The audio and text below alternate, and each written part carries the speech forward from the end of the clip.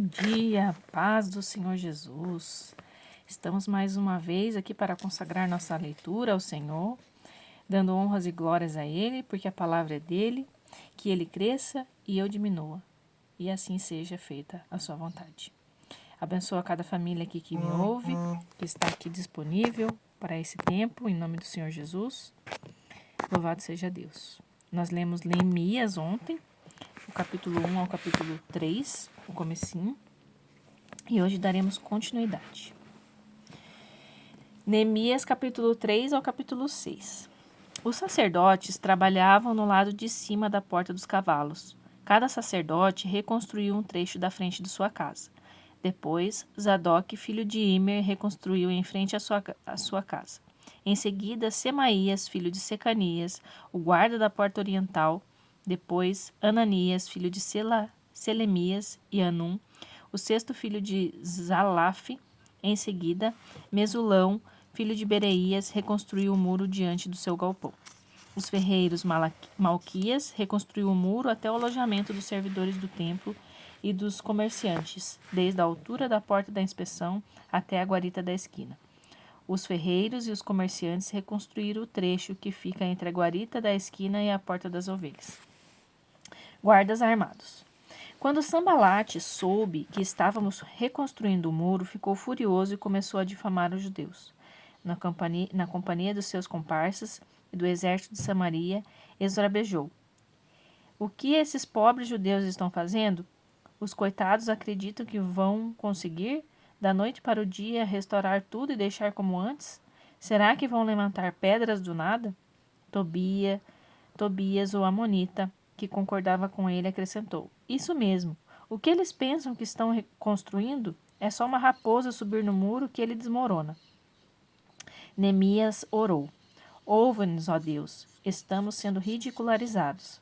Faz cair sobre eles essa zombaria, que os inimigos deles os levem cativos como despojos para outra terra, distante.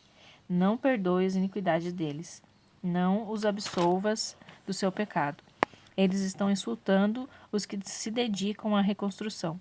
Continuamos a restaurar o muro e em pouco tempo ele foi fechado até a metade da altura pretendida, porque o povo estava motivado para trabalhar. Quando Sambalate, Tobias, os árabes e os amonitas e os asdoditas souberam que a reconstrução dos muros de Jerusalém estava indo bem e que as brechas do muro estavam sendo tapadas, quase subiram para a parede de tanta raiva. Eles se uniram e resolveram atacar Jerusalém, com a intenção de provocar o caos. Mas nós agimos orando ao nosso Deus e pondo guardas dia e noite para vigiá-los. Não passou muito tempo e começaram a dizer em Judá: os trabalhadores já estão cansados, ainda há muito entulho acumulado, e muito trabalho para nós. Não conseguiríamos terminar.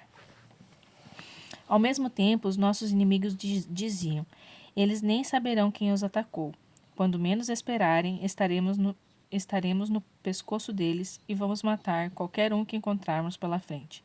Com isso, a obra será interrompida. Os judeus, que eram vizinhos deles, alertavam: eles estão rodeando aqui.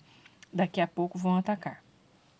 Ouvimos o aviso 10 vezes. Por isso, posicionei guardas nos lugares mais vulneráveis do mundo e organizei o povo por famílias, equipando-os com espadas, arcos e lanças. Depois de inspecionar tudo, chamei os nobres, os oficiais e os demais e disse: não fiquem com medo deles. Atentem para o Senhor, o Deus grande e temível, e lutem por amor de seus irmãos, seus filhos, suas filhas, suas mulheres e suas casas. Nossos inimigos descobriram que sabíamos dos seus planos e que Deus havia frustrado suas estratégias. Então, voltamos ao trabalho para o muro. A partir desse momento, metade dos jovens trabalhava, enquanto outra metade fazia segurança com lanças, escudos, arcos e armaduras. Os oficiais militares garantiam em Judá a proteção de todos os que dedicavam à reconstrução do muro. Os construtores trabalhavam com uma ferramenta na mão e seguravam a lança com a outra. Cada um dos construtores trabalhava com uma espada na cintura. Ao meu lado ficava um moço que, se fosse preciso, tocaria a trombeta para fazer soar o alerta. Um dia falei aos nobres, aos oficiais e os demais. Há muito trabalho ainda, e estamos muitos espalhados ao longo do muro, distantes um dos outros. Quando ouviremos o som da trombeta, junte-se a nós, e o nosso Deus lutará por nós. Assim, continuamos trabalhando desde o nascer do sol até o anoitecer, a metade de nós armada. Também instruiu o povo. Cada pessoa e seu ajudante devem permanecer dentro da cidade durante a noite, servirão de guarda e de dia trabalharão na construção. Dormíamos vestidos, eu e meus irmãos e meus trabalhadores, e os guardas nos protegiam. Ninguém largava sua lança, nem para beber água. O grande protesto.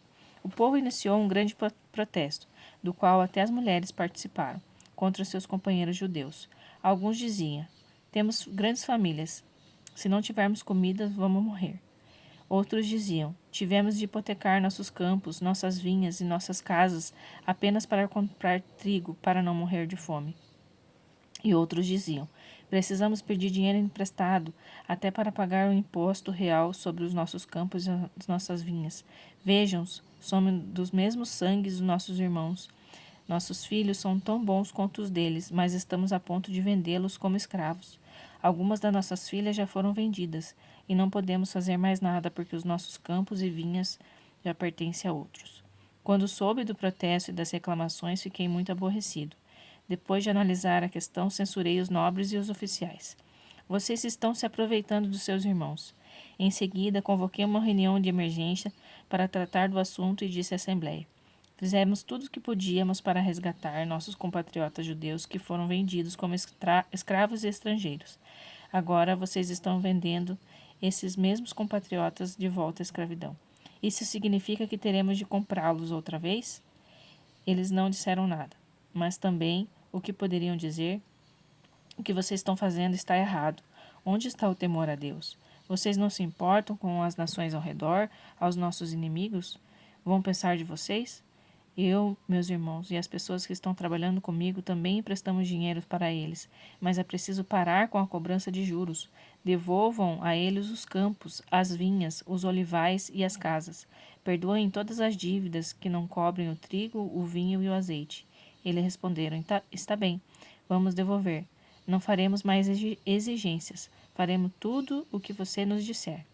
Logo depois, reuni os sacerdotes e obriguei os nobres e os oficiais a cumprir a palavra dada.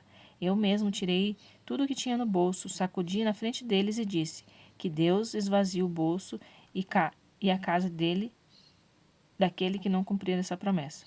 Que seja sacudido e esvaziado. Todos concordaram e disseram: vamos fazer assim. E louvaram a Deus. O povo cumpriu mesmo a sua palavra. Lembra-te de mim, ó Deus. Desde que o rei Ataxerxes nomeou governador da terra de Judá, do 20º ao 30º ano do reinado de Ataxerxes, nem eu e nem meus irmãos nos beneficiamos com a comida designada ao governador. Os governadores antes de mim oprimiam o povo, exigindo comida e vinho, além de 480 gramas de prata. Até os seus auxiliares se aproveitaram do povo, mas por temor a Deus não fiz isso. Eu tinha um trabalho a fazer, construir o muro, e eu me dediquei a ele. Todos os meus homens estavam envolvidos no trabalho. Não tínhamos tempo para nos preocupar em adquirir propriedades. Além disso, dei de comer o meu próprio bolso 150 judeus oficiais provenientes das nações vizinhas. Um boi, 6 ovelhas e vários frangos eram preparados todos os dias, e a cada 10 dias eu fornecia grande quantidade de vinho. Mesmo assim, nunca me faltou nada. Lembra-te de mim, ó Deus, e tudo o que eu fiz por este povo. Estou ocupado com um trabalho importante. Quando Sambalate, Tobias, Gesem, o Árabe e muitos demais inimigos souberam que havíamos reconstruído o muro e não havia mais brechas neles, apesar de não termos posto todos os portões, Sambalate e Gesem mandaram dizer: venha nos encontrar em Quefirim, no Vale do Ono. Eu sabia que eles pretendiam me causar algum mal. Por isso mandei dizer: estou ocupado com um trabalho importante e não posso ir agora. Por que interromperia o que estou fazendo só para me encontrar com vocês? Eles fizeram o convite 4 vezes. 4 vezes mandei a mesma resposta. Então, pela 5ª vez, pelo mesmo mensageiro, Sambalate mandou uma carta selada com a seguinte mensagem: estão dizendo entre as nações, e Gesem confirma isso, que você e os judeus estão planejando uma revolta e que essa é a razão de estarem reconstruindo os muros. Estão dizendo que você quer ser rei e já nomeou profetas para proclamar em Jerusalém a um rei Judá. Tudo isso será relatado ao rei. Você acha melhor, não acha melhor sentarmos para conversar? Mandei dizer, tudo o que você está falando não passa de uma invenção sua. Eles estavam tentando nos intimidar. Pensavam, eles vão desistir e assim nunca terminarão essa obra. Mas pedi a Deus, dá-me forças. Romanos capítulo 8 e capítulo 9. Se em algum momento nos cansamos de esperar, o Espírito de Deus está ao nosso lado, nos dando aquela força. Se não sabemos como orar, não importa. Ele ora em nós e por nós, utilizando dos suspiros sem palavras, nossos gemidos de dor, e ele nos conhece melhor que nós mesmos. Conhece nossa condição de gravidez e nos mantém na presença de Deus. Assim, podemos ter certeza que cada detalhe da nossa vida de amor a Deus é transformado em algo muito bom. Depois, sempre soube o que estava fazendo. Eu decidi desde o princípio moldar a vida daqueles que o amam pelos mesmos padrões da vida do Filho, pois o Filho é o primeiro da fila na humanidade que ele restaurou. Nele, vemos a vida humana em forma original. Depois de decidir como seus filhos deveriam ser, Deus continuou convidando as pessoas, chamando-as pelo nome. Em seguida, ele as afirmou numa sólida base, nele mesmo. Após ter feito tudo isso, ele permanece com essas pessoas até o fim, concluindo gloriosamente o que havia iniciado. Então, o que acha? Deus está ao nosso lado? Assumiu nossa condição e se expôs ao pior quando enviou seu próprio filho. Haveria alguma coisa que ele não faria por nós, de modo espontâneo e feliz? Quem ousaria implicar com os escolhidos de Deus, arrumando briga com ele? Quem ousaria ao menos apontar um dedo? Aquele que morreu por nós foi ressuscitado para a vida. Está na presença de Deus nesse exato momento, intercedendo por nós. Acham que ele será capaz de levantar uma barreira entre nós e o amor de Cristo por nós? Não há como. Nem problemas, nem tempos difíceis, nem ódio, nem fome, nem desamparo, nem ameaças de poderosos, nem punhaladas nas costas, nem mesmo os piores pecados listados nas Escrituras. Eles nos mataram a sangue frio, porque odeiam a ti. Somos vítimas fáceis, eles nos pegam um a um. Nada disso nos intimida, porque Jesus nos ama. Estou convencido de que nada, vivo ou morto, angelical ou demoníaco, atual ou futuro, alto ou baixo, pensável ou impensável, absolutamente nada pode se intrometer entre nós e o amor de Deus, quando vemos o modo que Jesus, nosso Senhor, nos acolheu. Deus está chamando o seu povo. Ao mesmo tempo, vocês precisam saber que todo o tempo carrego comigo a imensa tristeza, uma dor profunda dentro de mim, e nunca me livro dela. Não estou enxergando. Não estou exagerando. Cristo e o Espírito Santo são minhas testemunhas. São os israelitas. Se houvesse um jeito de eu ser amaldiçoado pelo Messias, para que eles fossem abençoados por ele, eu faria sem hesitar. Eles são minha família, cresci com eles. Eles tinham tudo: família, glória, reuniões, revelações, adoração, promessas, sem falar que são o povo de onde veio o Messias, o Cristo, que é Deus sobre tudo. Sempre. Amém. Mas não pense que a palavra de Deus tenha falhado em algum ponto. O problema é antigo. Para começar, nem todos os israelitas fisicamente são israelitas espiritualmente. Não foi a linhagem de Abraão que trouxe essa identidade, e sim a promessa de Deus. Lembram-se de que foi dito: sua família será considerada por Isaac? Isso significa que a identidade israelita nunca foi determinada fisicamente por transmissão genética, mas por Deus, pela promessa. Lembra-se da promessa. Quando eu voltar no próximo ano, por esta época, Sara terá um filho. Salmo capítulo 95, do 6 ao 11. Portanto, venham, vamos adorar. Prostem-se diante deles, de joelhos diante do Senhor que nos fez. Ó, sim, Ele é o nosso Deus. E nós somos o povo que Ele pastoreia, o rebanho que Ele alimenta. Abandonem tudo e ouçam quando Ele falar. Não se façam de surdos, como na rebelião, como no dia em que foram testados no deserto, quando seus antepassados se revoltaram e me puseram à prova. Por 40 anos eles me viram agir no meio deles, e ainda assim sempre testavam a minha paciência. Fui provocado por eles. Ah, como fui! Não podem prestar atenção em Deus em 5 minutos? Irão simplesmente se recusar a andar nos meus caminhos? Ainda um dia explodi. Eles jamais chegarão lá. Nunca se sentarão para descansar. Aleluia. Eu separei aqui esse trecho de Romanos 8, que fala assim: nada disso nos intimida, porque Jesus nos ama. Estou convencido de que nada, vivo ou morto, angelical ou demoníaco, atual ou futuro, alto ou baixo, pensável ou impensável, absolutamente nada pode nos separar do amor de Deus, quando vemos o modo que Jesus, nosso Senhor, nos acolheu.